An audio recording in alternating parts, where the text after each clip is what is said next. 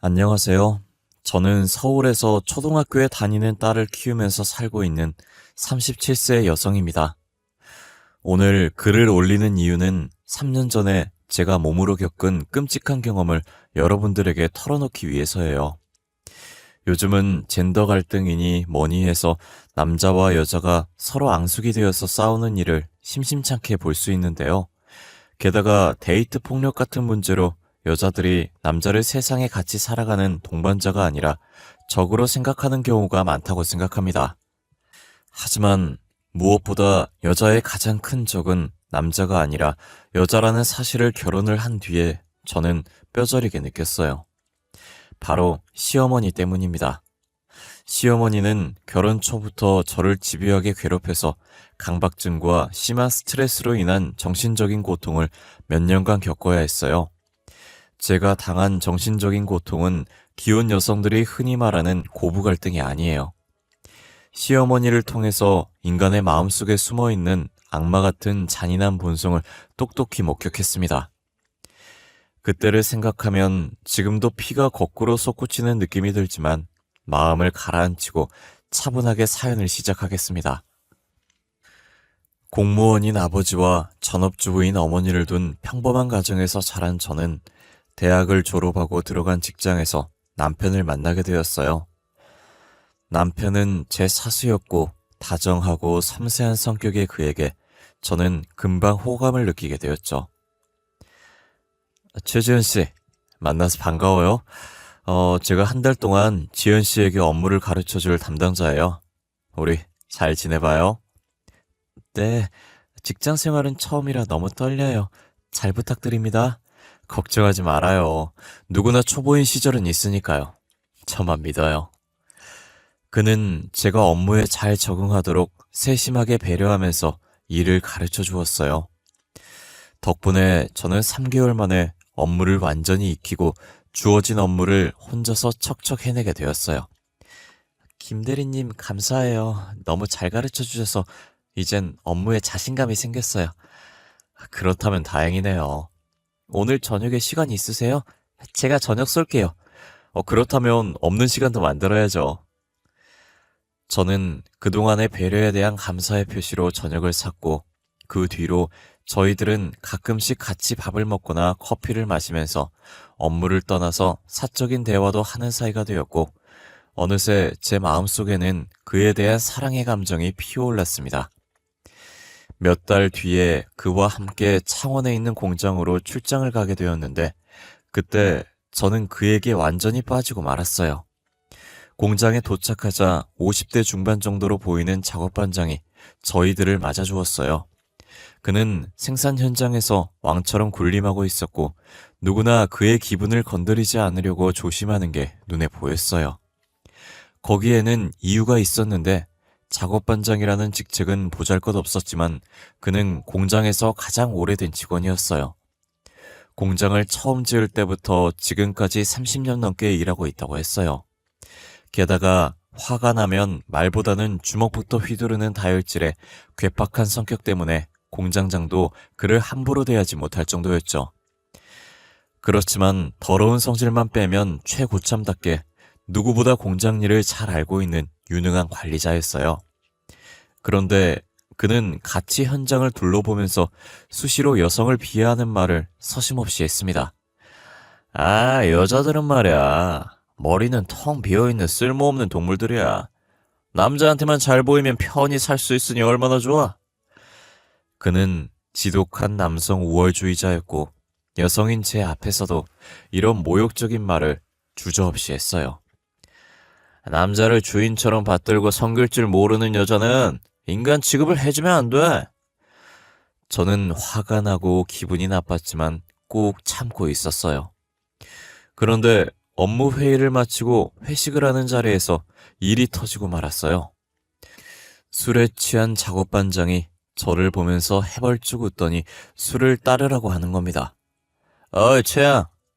이리 와서 술이나 한잔 따라봐. 누가 뭐라고 해도, 술은 여자가 따라줘야지. 안 그래? 반장님, 여직원에게 이런 모욕적이고 무례한 행동을 하는 건 성추행이란 거 아세요? 저는 기분이 나빠서 이런 행동은 성추행에 해당한다고 경고를 하자 작업반장은 제게 화를 벌컥 내면서 참기 힘든 모욕적인 발언을 쏟아냈어요. 아이 계집 주제에 어디 남자한테 눈을 똑바로 두고 대들어. 지금 해보자는 거야? 그는 테이블을 주먹으로 내리치면서 눈을 부릅뜨고 소리를 질렀어요. 그만하시죠. 더 이상은 못 참겠네요. 당장 지연 씨한테 사과하세요. 참고 있던 김대리가 자리에서 벌떡 일어나서 작업반장에게 정식으로 사과를 하라고 했어요. 작업반장은 놀라서 멍한 표정이 되었죠. 아이 김대리, 왜 이러나? 같은 남자끼리 말이야. 당장 지연 씨한테 사과하세요. 안 그러면 본사 인사팀에 전락해서 징계 절차를 밟겠습니다. 김대리가 으름장을 놓자 작업반장은 바로 꼬리를 내리고 얌전해졌어요. 거칠고 아나무인격인 작업반장도 남자이고 본사 직원인 김대리에게 대들진 못했어요. 미안해요. 내가 술이 취해서 실수를 했네요. 기분 풀어요. 반장은 정식으로 제게 사과를 했고 사건은 마무리되었어요. 서울로 돌아온 뒤에 저는 김대리를 제 남자로 점찍어두게 되었어요. 하지만 문제가 있었습니다. 그에게는 이미 사귀는 여성이 있었던 거예요. 아, 너 모르고 있었구나? 김대리 사귀는 여자가 따로 있어. 아마 연애한 지 1년도 넘었지. 직장 선배 언니의 말에 저는 씁쓸한 마음이 들었어요. 어쩐지 성격 좋고 외모 받쳐주는 남자가 애인이 없다면 오히려 그게 이상한 거죠. 김대리에게 애인이 있다는 걸 알게 된 저는 그를 마음속에서 지웠는데 얼마 후에 선배 언니가 뜻밖의 말을 해주었어요. 지연아, 빅뉴스야. 김대리 말이야. 애인한테 배신당하고 차였대. 네? 그게 정말이에요? 그래, 그것도 그냥 차인 게 아니래. 돈을 2천만 원이나 빌려가더니 바로 며칠 전에 다른 남자랑 기습적으로 결혼을 했다는 거야. 정말 웃기는 여자야. 그 언니가 들려주는 사건의 전말은 정말이지 기가 막혔습니다. 사귄 지 1년이 넘었고 그녀를 배우자로 확신하고 있던 김대리가 결혼에 대한 말을 꺼내자 그녀는 난감한 표정으로 돈을 빌려달라고 했답니다. 지금 우리 집 형편이 아주 안 좋아. 아버지가 친구한테 사기를 당했거든. 그녀는 아버지가 친구에게 2억을 사기당하는 바람에 살던 집도 처분하고 전세로 옮겨야 하는 형편이라고 했다네요. 그런데 전세금이 모자란다고 하소연하더랍니다. 김대리는 흔쾌히 2천만 원을 빌려주었는데 그녀는 얼마 전부터 연락을 끊어버렸다는 거예요. 알고 보니 그녀에게는 양다리 걸치던 남자가 있었고 쥐도 새도 모르게 그 남자와 결혼을 해버렸다는 거예요. 애인에게 배신을 당한 김대리는 장기 휴가를 내고 회사에 출근을 하지 않았어요. 보름이 지나서 휴가를 마치고 회사로 돌아온 그는 세상 다 산 사람처럼 침울한 표정이었죠. 저는 그를 따뜻하게 위로해 주었는데 몇 달 뒤에 그가 먼저 제게 고백을 했어요. 시련의 아픔은 새로운 사랑으로 극복하는 법이라고 하더라고요. 지연 씨와 새로운 인연을 시작하도록 허락해 주세요. 그의 진지한 고백은 전기에 감전이 된 것처럼 짜릿한 느낌을 주었습니다. 저희들은 5개월 정도 사내 커플로 연애를 했어요. 다행히 저희 회사는 사내 연애를 금지하지 않았기에 동료들은 저희들이 잘 어울리는 한 쌍이라고 하면서 축하해 주었어요. 저희들은 결혼을 약속하게 되었고 떨리는 마음으로 첫인사를 드리러 시댁에 갔습니다. 시어머니는 첫인상부터가 만만한 여성이 아니란 느낌이 들었어요. 날카로운 눈매하며 근엄한 표정이 예비 며느리인 저를 주눅들게 만들었죠. 내가 너한테 바라는 건 딱 한 가지야. 하루빨리 아들을 낳아라. 명심해라. 딸 같은 건 필요 없어. 어머님 뜻은 알겠지만 그건 제가 마음대로 할 수 있는 건 아니잖아요. 시어머니는 바로 미간을 찌푸리셨어요. 시애미가 말을 하면 고분고분 따를 것이지 어디 토를 달고 나서. 긴 말 필요 없고 무조건 아들 낳아. 이건 시애미가 며느리한테 하는 명령이니까 잘 새겨들어. 시어머니는 결혼 전 첫 대면부터 빠른 시일 내에 꼭 아들을 낳아야 한다고 못을 박았습니다. 여보, 어머님은 왜 아들만 고집하시는 거야? 그게 특별한 이유가 있어. 내가 3대 독자거든. 남편은 시어머니가 손이 귀한 집안에 시집을 와서 그녀 자신도 아들을 바라고 원하는 시댁 식구들에게 달달 볶이면서 강박증을 가지게 되었다는 말을 했어요. 저는 그제서야 시어머니의 유별난 집착을 이해하게 되었어요. 결혼을 하자 시어머니의 압력은 날이 갈수록 심해졌습니다. 저는 결혼 후에도 계속 직장을 다녔는데 시어머니는 그런 사정을 조금도 봐주지 않았어요. 아니, 집안 꼴이 이게 뭐니? 돼지우리가 따로 없네. 세상에, 아무리 일을 한다고 하지만 여자가 어쩌면 집안을 이 꼴로 해놓고 싸돌아다니냐? 분가를 해서 시어머니와는 따로 살았지만 거의 매일같이 제 집을 찾아와서 살림을 제대로 하지 않는다고 잔소리를 늘어놓으셨어요. 어머니, 저도 일을 하잖아요. 최선을 다해서 한 거라고요. 뭐야? 이따위로 살림을 할 거면 당장 직장 때려치우고 집에 들어앉아서 애나 만들어. 시어머니는 도끼 눈을 뜨고 잡아먹을 듯이 노려보면서 저를 볶아댔어요. 애는 언제 가질 거냐? 내가 분명히 빨리 애부터 만들라고 했을 텐데. 넌 시애미 말이 우습게 들리니? 어머니, 저도 노력하는데 그게 쉽지가 않네요. 요즘은 혼수로 애를 뱃속에 넣어오기도 한다던데. 아휴, 1년이 넘도록 소식이 없으니 옛날 같았으면 당장 소박을 맞을 일이야. 남들은 참 쉽게도 애를 가지던데 저는 그게 쉽게 되지 않았어요. 친정엄마도 마음이 쓰이는 건 매한가지였어요. 아들이 들어선다는 한약을 지어오기도 했고 저를 데리고 용하다는 무당을 찾아가서 수백만 원을 주고 부적을 쓰기도 했어요. 하지만 그런 노력에도 불구하고 2년이 넘도록 소식이 없었어요. 그러니 시어머니와 마주칠 때마다 저는 바늘방석에 앉은 것 같은 느낌이 들었습니다. 병원에도 가서 불임 검사를 몇 번이나 받았지만 남편과 저 모두 정상이란 말을 들었어요. 모두 정신적인 문제인 것 같아요. 조급하게 생각하지 마시고 천천히 여유를 가지세요. 그러면 곧 좋은 소식이 있을 겁니다. 시어머니의 구박은 점점 더 심해졌어요. 말끝마다 애도 못 낳는 것이란 말을 달고 사는 시어머니가 야속하기만 했습니다. 어느 날 시어머니가 친구들과 모임을 시댁에서 가졌는데 제가 식사 준비를 거두려고 갔다가 그들의 대화를 우연히 듣고 정말 참담한 기분이 들었어요. 네 며느리는 아직도 소식이 없어? 그래, 이젠 걔 얼굴만 봐도 화가 나서 미칠 지경이야. 아유, 세상에. 하필이면 손이 귀한 집안에 시집와서 3년이 넘게 애가 없으니 너도 답답하겠다. 마음 같아서는 당장 이혼시키고 다른 혼처를 알아보고 싶은데 아유, 준호 녀석이 말을 안 들으니 미치겠어. 시어머니는 애를 못 낳는 저와 남편 사이를 갈라놓을 생각까지 하고 있었어요. 시어머니에게 며느리는 사람이 아닌 애 낳아주는 도구에 불과했던 거예요. 참담한 심정이었지만 모두 제 잘못이니 돌아서서 억울한 마음에 눈물만 흘렸어요. 그런데 몇 달 후에 기적 같은 일이 벌어졌습니다. 왠지 피곤하고 몸이 무거워서 혹시나 하는 마음에 병원에 가봤더니 임신 3주라는 말을 들었습니다. 저는 하늘로 날아 올라갈 것처럼 기뻤어요. 하늘에서 돈벼락을 맞아도 이보다 기쁠 수는 없었어요. 소식을 들은 남편도 좋아서 어쩔 줄을 몰라 했죠. 저 때문에 노심초사하던 친정엄마도 제 손을 잡고 눈물을 글썽거렸어요.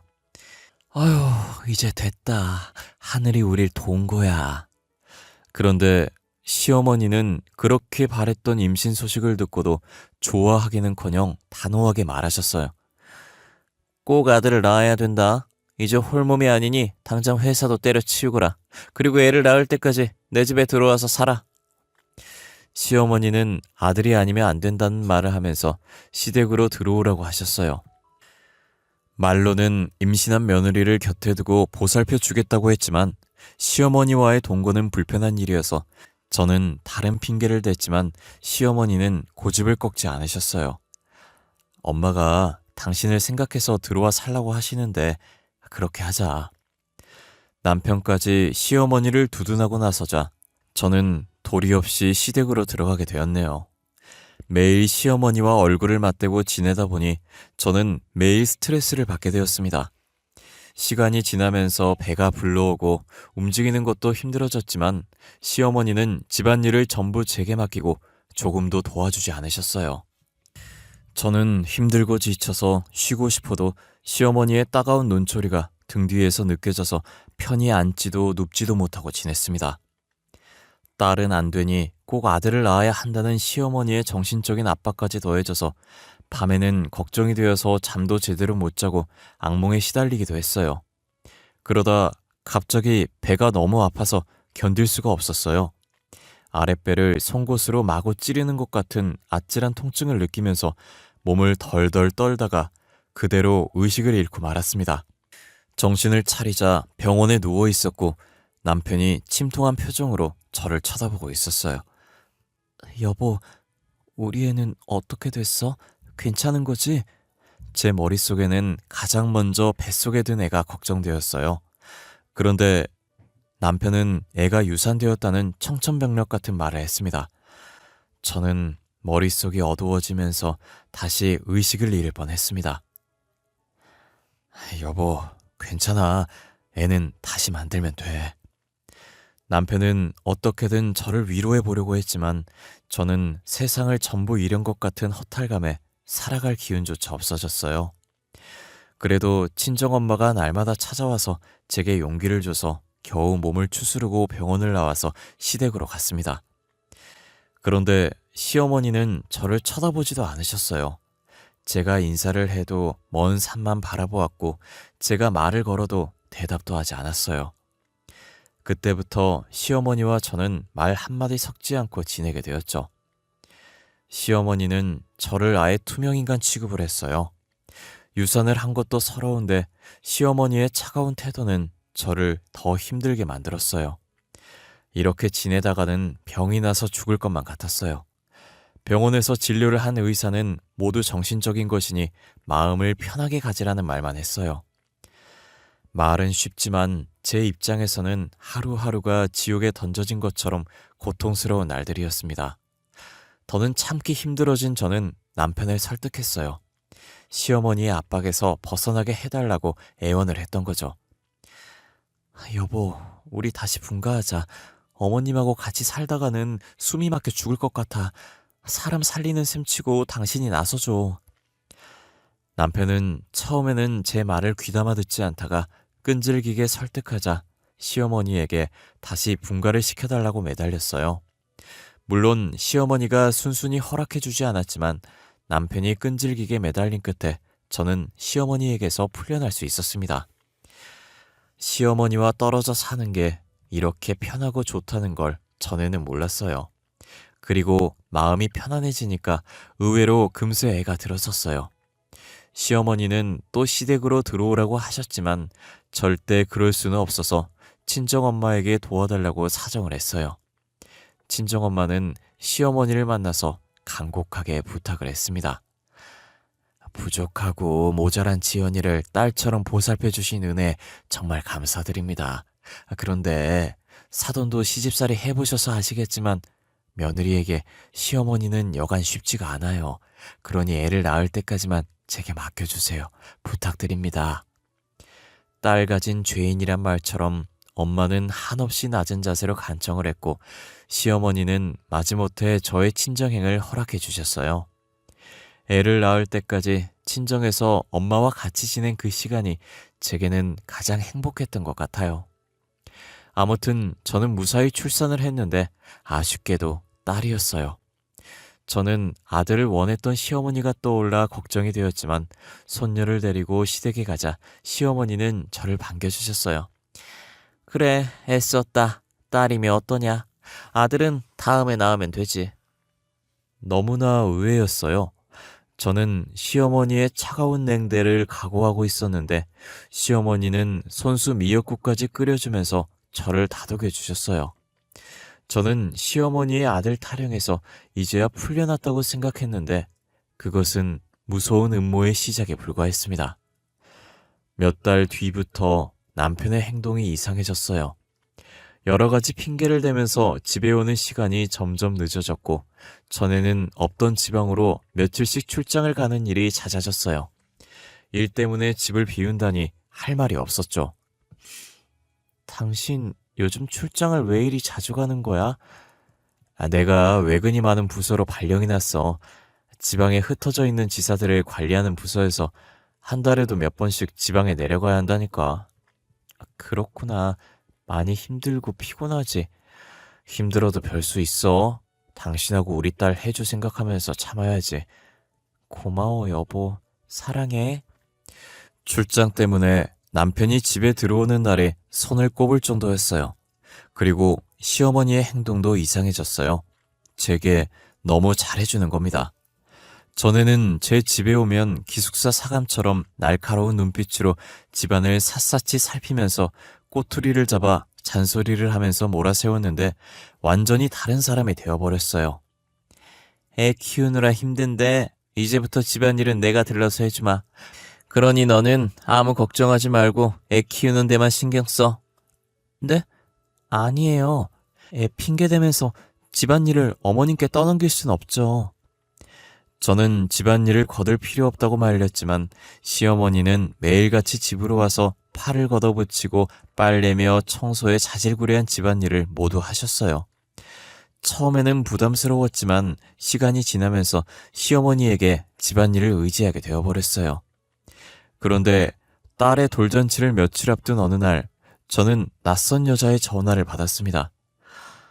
저기 최지연 씨죠? 네, 그런데 누구시죠? 그건 만나서 말씀드릴게요. 내일 시간 좀 내주세요. 낯선 여자는 자기가 누군지 밝히지도 않고 다짜고짜 만나자고 했어요. 황당해진 저는 누군지 정체부터 밝히라고 말했죠. 저요? 당신 남편 동거녀예요. 됐나요? 뭐라고요? 그녀의 말은 충격 그 자체였어요. 정말 중요하게 할 말이 있어요. 지연 씨와 제 인생이 걸린 중대한 문제예요. 그러니까 꼭 시간 내주세요. 저는 뒤통수를 망치로 얻어맞은 것처럼 정신을 차릴 수가 없었고 뭔가에 홀린 듯이 남편의 동거녀라고 밝힌 여성을 만났어요. 전 당신 남편과 시어머니라는 인간에게 철저하게 이용당했어요. 그녀의 이름은 정효주라고 했어요. 그녀가 남편을 만난 건 제가 유산을 한 직후였어요. 결혼정보업체를 통해서 남편을 만나 교제를 하게 되었다고 합니다. 유부남 주제에 총각인 척 행세하면서 배우자를 소개받는 파렴치한 짓을 저지른 겁니다. 만난 지 얼마 지나지 않아서 남편은 동거를 시작하자고 했답니다. 그녀도 남편이 마음에 들어서 동거를 시작했고 바로 애가 생겼다고 했습니다. 애가 생기자 그녀는 혼인신고를 하자고 했지만 남편은 애를 낳은 다음에 해도 된다고 하면서 차일피일 미뤘다고 해요. 그러다 딸을 낳자 남편과 시어머니의 태도도 확 달라졌다고 합니다. 내가 애를 가졌을 때는 간이며 쓸개까지 모두 빼줄 것처럼 굴더니 딸을 낳으니까 찬밥 신세가 되어서 버림받았어요. 살갑게 굴던 시어머니는 시베리아 벌판에서 부는 찬바람처럼 냉대를 하더니 그녀를 집에서 쫓아내버렸다고 합니다. 어느 날 부동산에서 중개인이 찾아와서 월세 계약이 끝났으니 당장 방을 빼달라고 하는 거예요. 시어머니와 그 인간은 제 전화를 받지도 않았어요. 동거를 시작할 때 시어머니가 방을 구해주었다고 해요. 그녀는 전세로 들어간 줄 알았는데 월세로 1년만 계약을 했다고 하네요. 그러다 아들을 못 낳자 보증금을 빼버린 거죠. 그러니 젖먹이 애가 딸린 처지에 방을 비워줘야 하는 비참한 일을 겪었다고 했습니다. 나중에 그 인간이 유부남이란 걸 알았어요. 어떻게 이런 짓을 할 수가 있죠? 제정신인 인간이라면 절대 이런 더러운 짓을 할 수가 없어요. 처음에는 억울하고 분해도 그냥 포기하려고 했는데 시어머니라는 인간이 또 다른 짓을 꾸미고 있는 걸 알고 도저히 그것들을 용서할 수가 없어요. 그녀는 제게 마지막 결정타를 날렸습니다. 남편 말이에요. 집에 잘 안 들어오죠? 네, 지사를 관리하는 부서로 옮겨서 출장을 자주 가요. 거짓말이에요. 그 인간 지금 딴 살림 차려서 살고 있어요. 다른 동거녀가 낳은 아들도 있다고요. 전 머릿속이 어두워지고 아득해지는 느낌을 받았습니다. 시어머니가 잘해줬던 건 저를 안심시키고 남편이 다른 동거녀와 마음 놓고 딴 살림을 해도록 만들어주기 위해서였죠. 아무것도 몰랐던 저는 바보처럼 그 인간들의 장난질에 보기 좋게 놀아났던 겁니다. 제 생각에 모든 걸 꾸민 사람은 시어머니가 틀림없는 것 같았어요. 같은 여자이고 서러운 시집살이를 겪은 시어머니가 왜 이렇게 처참하고 모진 짓을 저와 그녀에게 저질렀는지 이해가 되지 않았고, 허탈해서 맥이 풀렸던 마음이 진정되자 가슴속에서 폭발 직전의 화산처럼 뜨거운 분노가 확 치밀어 올라왔어요. 내 인생을 마음대로 짓밟아버린 인간 쓰레기 같은 그것들에게 제가 받은 고통 전부 되돌려줄 거예요. 지연씨, 우리 힘을 합쳐서 그 인간들 아작을 내버리자고요. 좋아요. 그동안 시어머니한테 당한 수모와 구박을 생각하면 피가 끓을 지경이에요. 어떻게 할 작정이에요? 우선 동거를 하고 있는 곳이 어딘지 알아내야 해요. 그녀는 여러 차례 시어머니를 찾아갔지만 문전박대만 당했고 남편은 연락을 끊어버렸다고 했죠. 남편이 출장을 핑계로 동거녀에게 갈 거예요. 그 인간을 몰래 따라가면 그것들이 어디 사는지 알 수 있을 거예요. 제 말에 그녀도 고개를 끄덕였어요. 며칠 후에 남편은 일주일간 지방으로 출장을 갈 거라고 했어요. 저는 딸을 친정에 맡기고 남편의 뒤를 밟았습니다. 남편이 간 곳은 경기도였어요. 그는 주택가의 빌라 안으로 들어갔어요. 일주일 동안은 동거녀와 같이 지낼 거란 생각을 한 저는 서울로 돌아와서 그녀에게 연락을 했습니다. 그리고 시어머니에게는 며칠 동안 친정에 다녀오겠다고 한 다음에 남편의 첫 번째 동거녀였던 그녀와 같이 경기도로 내려갔습니다. 우선 저희들은 빌라가 잘 보이는 근처의 여관을 잡고 감시를 시작했어요. 남편과 동거녀가 빌라에서 나왔습니다. 아무것도 모르고 서로 딱 붙어서 히히덕거리는 두 년놈을 보니 속이 뒤집어지는 것 같았어요. 세상 행복한 표정으로 집에 들어가려는 그들의 앞에 저희들이 나타났습니다. 남편은 대번에 얼굴이 흑빛으로 변했고 동거녀는 영문을 몰라 어리둥절한 표정을 지었어요. 여보, 나는 안 된다고 했는데 엄마가 시키는 대로만 하면 집을 내 명의로 해주겠다고 해서 어쩔 수 없었어. 용서해줘. 고작 집 때문에 이런 더러운 짓을 저질러? 저는 악에 받쳐서 소리를 질렀고 그 인간들을 앞세우고 집으로 들어갔습니다. 집안에는 시어머니가 동거녀의 아들을 안고 있었어요. 시어머니는 저희들을 보고도 태연한 표정이었어요. 아들도 못 낳는 것들이 어디 와서 함부로 행패를 부려? 당장 나가! 옆에 있던 동거녀도 맞장구를 쳤어요. 맞아요. 시어머니한테 고개 빳빳하게 쳐들고 대드는 저런 것들은 당장 쫓아내야 돼요. 뚜껑이 완전히 열려버린 저는 내연녀에게 달려들었고 동거녀는 시어머니에게 달려가서 머리채를 잡았습니다. 남편은 적당한 선에서 좋게 합의를 하자고 애원을 했지만 저희 둘은 남편과 시어머니를 상대로 위자료 소송을 해서 정신적인 피해에 대한 보상까지 포함해서 꽤나 많은 위자료를 받아냈어요. 그 바람에 남편은 알거지가 되어 쪽박을 차게 되었죠. 아들을 낳으려고 불륜을 저질렀다는 소문이 퍼지면서 남편은 얼굴을 들고 회사를 다닐 수 없게 되어 그만둬야 했다고 하네요. 저는 남편과 동거를 하면서 아들을 낳은 동거녀를 상대로도 상간녀 소송을 걸었습니다. 남편이 유부남이란 걸 알고 있었지만 아들만 낳아주면 한 재산 떼주겠다는 시어머니의 말에 넘어가서 동거를 했다고 울면서 매달렸어요. 앞으로 혼자 애 키우면서 살아야 하는 제 처지를 봐서라도 소송은 하지 말아주세요. 제발 부탁드려요. 마음 같아서는 끝까지 소송을 해서 위자료를 받아내고 싶었지만 저도 이제부터 혼자 딸을 키워야 하는 입장이라 그녀의 딱한 처지를 생각해서 소송을 취하했습니다. 제 주위에도 결혼 후에 고부 갈등으로 힘들어하는 친구들이 제법 있어요. 저는 그녀들이 늘어놓는 푸념 섞인 하소연을 들을 때면 제 시어머니에 대해 말해줍니다. 그러면 친구들은 한결같이 자기가 얼마나 편안하고 좋은 시어머니와 같이 살고 있는지 새삼 느끼게 된다고 해요. 아마 여러분들 중에도 기혼 여성분들이 계실 겁니다. 그리고 시댁과의 갈등을 겪고 있는 분들도 계시겠죠. 아무리 못된 시댁 식구들이라도 제 시어머니처럼 이기적이고 악독한 인간은 분명히 아닐 거라고 생각해요. 시댁과의 갈등이 생기면 피하지 말고 서로를 이해하면서 머리를 맞대면 분명히 해결책이 보일 거라고 믿어요. 여러분들의 앞날에 늘 행운이 함께하기를 기원하겠습니다. 감사합니다.